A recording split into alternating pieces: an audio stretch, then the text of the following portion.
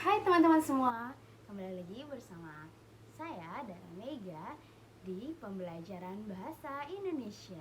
Kali ini kita akan membahas materi-materi bahasa Indonesia yang biasa keluar dalam soal SBMPTN. Nah, mau tahu apa aja materinya? Kita simak video berikut. Nah, di video kali ini kita akan membahas tentang materi kalimat efektif dan menentukan judul cerita. Kita masuk ke materi yang pertama. Materi yang pertama yaitu menentukan kalimat efektif. Nah, dalam kalimat efektif terdapat banyak syarat-syaratnya. Nah, sebelumnya kita mau tahu dulu nih, apa itu kalimat efektif? Kalimat efektif adalah kalimat yang disusun secara baik sehingga dapat dipahami oleh pembaca, sehingga para pembaca itu hemat dan cepat dalam mengerti apa kalimatnya.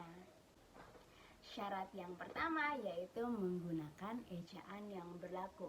Kita lihat kalimat di samping, yaitu ibu pergi ke apotek. Nah, di kalimat ini huruf depannya kecil dan juga ke apoteknya disambung serta apoteknya menggunakan huruf I.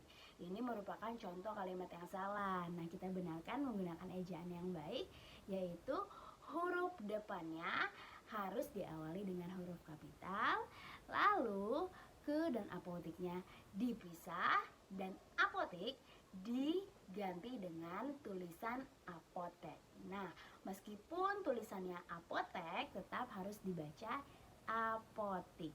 Ini berdasarkan Kamus Besar Bahasa Indonesia.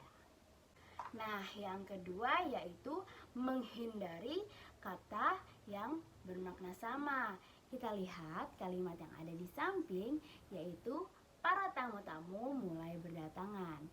Kata para dan tamu-tamu itu berarti jamak, sehingga kita tidak perlu menggunakan kata tersebut secara bersamaan. Nah, kita bisa menggunakan salah satu katanya saja, seperti para tamu mulai berdatangan atau tamu-tamu mulai berdatangan. Nah, selanjutnya yaitu tidak bermakna ganda. Ya, kita lihat kalimat yang ada di samping. Contoh kalimatnya adalah guru baru pergi ke kantor. Nah, ini adalah salah satu contoh kalimat yang salah. Kita bisa menggunakan kalimat yang lain sehingga bisa dipahami secara hemat, yaitu guru yang baru pergi ke kantor atau guru sedang pergi ke kantor. Yang keempat yaitu pemilihan kata atau diksi yang tepat. Kita simak contoh kalimat di samping ya, yaitu ada rumah sedang dibuat. Ini merupakan contoh kalimat yang salah.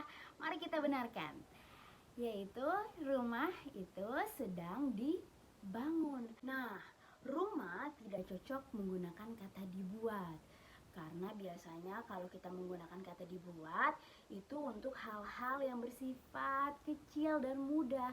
Sementara kalau rumah lebih cocok menggunakan kata dibangun, sehingga pemilihan diksi dan kata juga menjadi nyambung.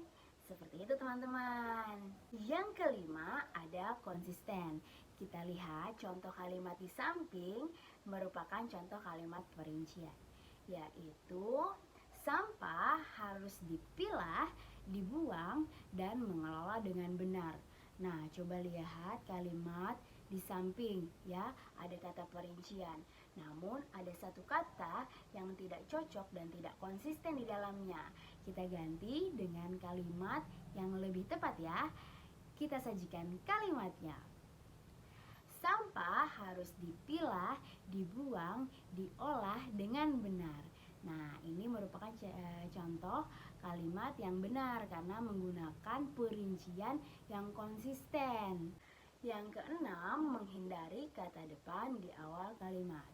Nih, coba lihat contoh kalimat di samping. Bagi siswa diharapkan masuk kelas. Nah, kita ganti dengan kalimat yang lebih tepat. kita bisa menggunakan semua siswa diharapkan masuk kelas. Yang ketujuh, tidak bersubjek ganda. Nah, contoh kalimatnya adalah Aldo demam sehingga Aldo tidak masuk kelas. Dalam kalimat tersebut disebutkan subjek 2 kali. Seharusnya kita bisa menggunakan subjeknya hanya sekali saja. Tentunya kalimatnya bisa lebih hemat, singkat, padat, jelas, dan mudah dipahami. Kita benarkan ya. Aldo demam sehingga tidak dapat masuk sekolah. Nah, kalimat yang benar dapat dipahami secara cepat, singkat, jelas, dan padat. Yang terakhir yaitu penggunaan konjungsi yang tepat. Contoh kalimatnya adalah ibu yang berbelanja sayur di pasar. Nah, terdapat konjungsi yang di dalam kalimat ini. Tentunya yang dalam penggunaan di kalimat ini tidak tepat. Kita ganti ya. Ibu berbelanja sayur di pasar. Nah, ini merupakan kalimat yang jelas dan dapat dipahami. Nah, itu adalah syarat-syarat bagaimana membuat dan memahami kalimat efektif. Kita beranjak ke materi selanjutnya. Nah, dalam soal SBMPTN biasanya muncul pertanyaan apakah judul yang tepat yang dapat melengkapi paragraf di atas. Nah, bagaimana cara menentukan judul? Kita simak caranya.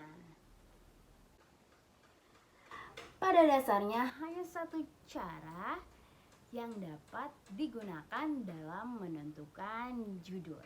Tetapi dalam satu cara tersebut terdapat 3 subcara dalam menentukan judulnya.